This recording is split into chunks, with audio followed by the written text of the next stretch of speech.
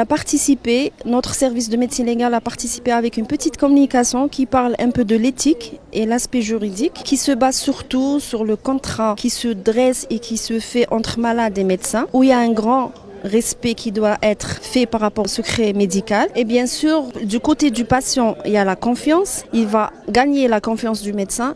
Et bien sûr, le médecin, il est là pour être une personne qui est à l'aide de cette patiente, qui est présente là. Tout qui se base sur la confiance. Parce qu'un patient qui ne peut pas faire confiance à son médecin, il n'y aura pas de résultat par la suite.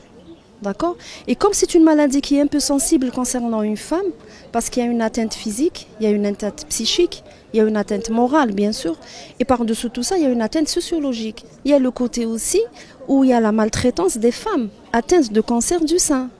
Même s'il n'y a pas une maltraitance physique directe, il y a une maltraitance psychologique. On a toujours ce problème. En cas d'ablation, c'est l'intégrité de la femme qui est atteinte. Elle va se sentir qu'elle a diminué. Il y a l'intégrité physique, il y a l'intégrité de sa féminité. Et du coup, ça peut créer des conflits conjugaux. Donc, par la suite, il y a une maltraitance, qu'elle soit morale ou qu'elle soit physique, elle existe toujours. Et j'espère que c'est tout le monde qui sera sensibilisé dans ce sens. Surtout que c'est une pathologie qui doit être prise en charge. C'est une prise en charge pluridisciplinaire. On peut parler des médecins traitants, des médecins qui font le dépistage.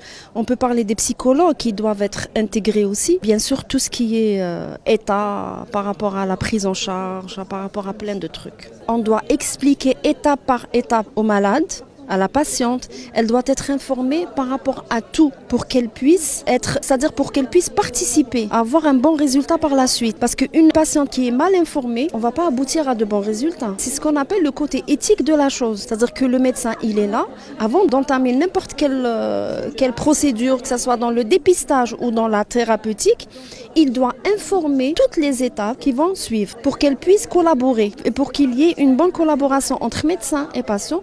Et je vous promets qu'un patient qui fait confiance à son médecin collabore bien, on peut avoir de bons résultats. Parce qu'en fin de compte, c'est le moral qui joue. C'est un pilier concernant la thérapeutique dans ce sens de pathologie.